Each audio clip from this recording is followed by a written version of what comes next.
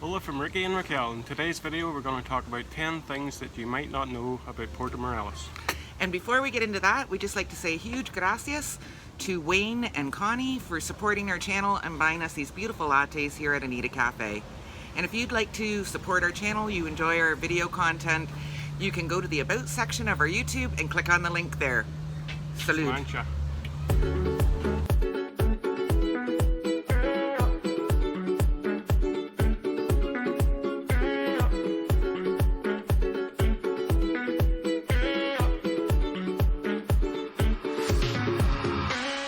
First of all, this area that we now call Puerto Morelos is very, very old, has very rich history, and we are very lucky to have Maya ruins here in Puerto Morelos, and we're going to go there now.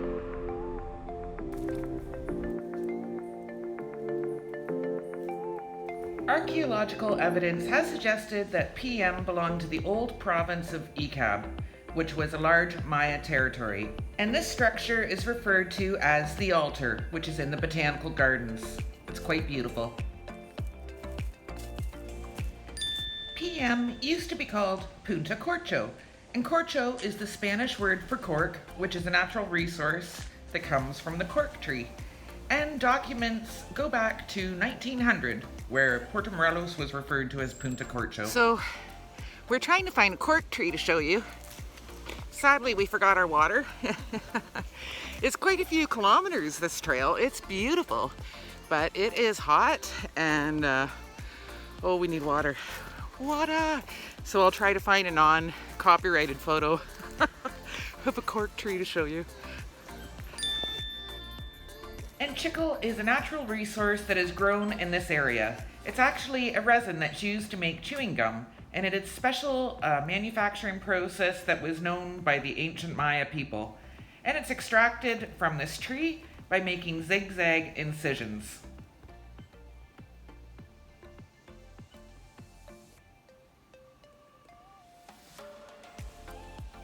In 1898, the Yucatan Company built a pathway that led from what is now called Leona Vicario towards the Caribbean Sea and what is now Puerto Morelos. The Yucatan Company was exploiting the natural resources of this area, and they needed to be able to ship these goods.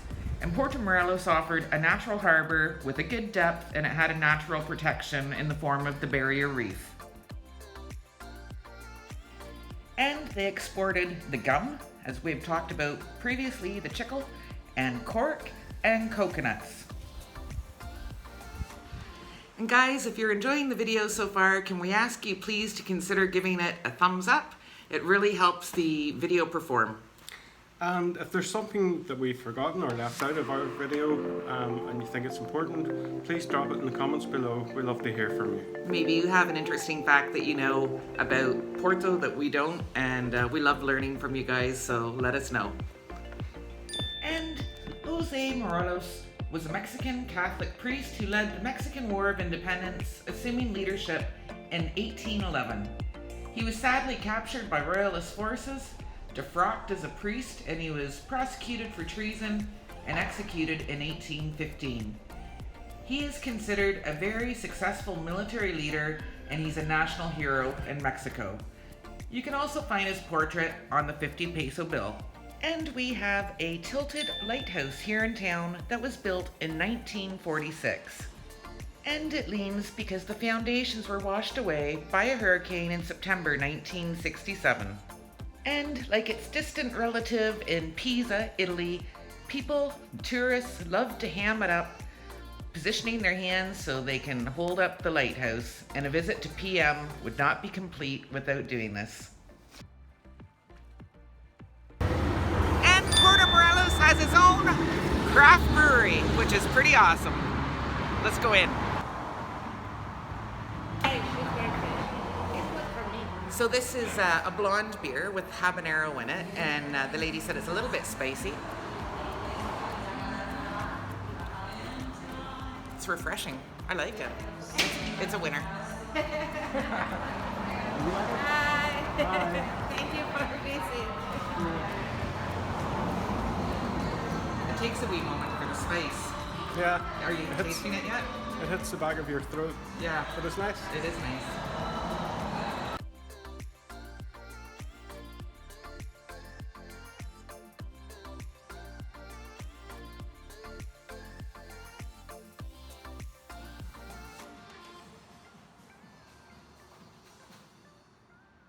In Puerto Morelos, there is a very strong fishing community. It's fun to watch the boats come in and see what their catch is. And also, we're lucky to have a fisherman's cooperative on the port side of town under the Lobster House, where you can go and see what's fresh for the day. It's wonderful. In addition to the Fisherman's Cooperative, you might get lucky and see a fellow selling fresh fish. This guy is usually by the park in Colonia on a Saturday morning. Those shrimp are divine and they're massive. So this is a nice Saturday morning treat for Ricky and I. Get some shrimp and cook them for dinner. And if you don't enjoy cooking fish at home, don't worry about it. We are so spoiled in this town for so many amazing restaurants that sell beautiful fresh seafood. Here's a few.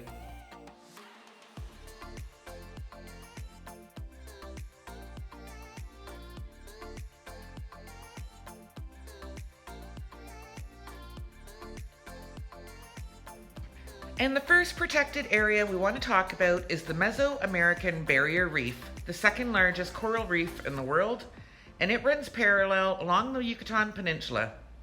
And the National Reef Park in Puerto Morelos is closer to the shore than in any other area in the Riviera Maya. And in 1998, it became a protected area. And the mangrove is also a protected area, and it is home to the American crocodile. And the mangroves provide protected nurseries for fish, crustaceans, shellfish, and Mexico's important commercial fisheries and recreational fisheries would dramatically decline without healthy mangrove forests to act as a filter and a nursery. These protected areas help to keep Puerto Morelos small and quaint. It's not grown as fast and as rapidly as Cancun and Playa del Carmen. It's got that charm of a small town.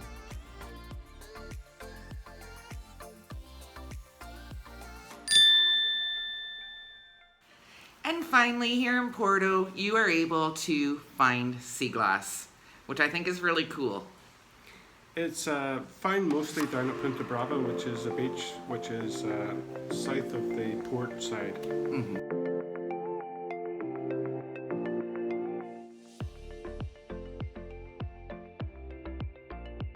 But to me, it's like this rubbish or trash that people have thrown glass bottles, and it can take 20 to 100 years for the glass to become frosted, and some of it's really rare. And it's like nature brings us these artsy pieces, and people call it like sea gems, and the salt water makes them frosted. Now, some pieces are super common, like the green and brown, but blue is rare. Turquoise is super rare. I have found that. And then orange and red are the most rare. We've never found any. Don't think so. But it's fun to look, and it's relaxing. And some of the local artisans actually make necklaces and earrings and different things with the sea glass. Oh, there's all sorts of things you can make. Mm-hmm. And well, it's just, I have mine in this little Oaxacan bowl that's handmade, but I just think it's pretty, and it's nice texture.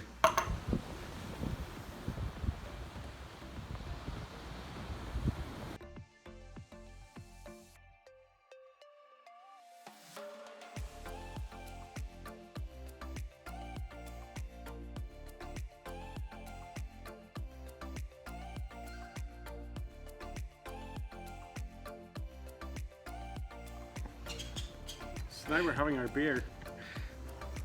I got the pale ale. I don't know what I have. You got the light blonde ale. Okay, sláinte. Salud. It's nice. Definitely an ale. It's kind of like a British beer. That's good. Very good. Very nice.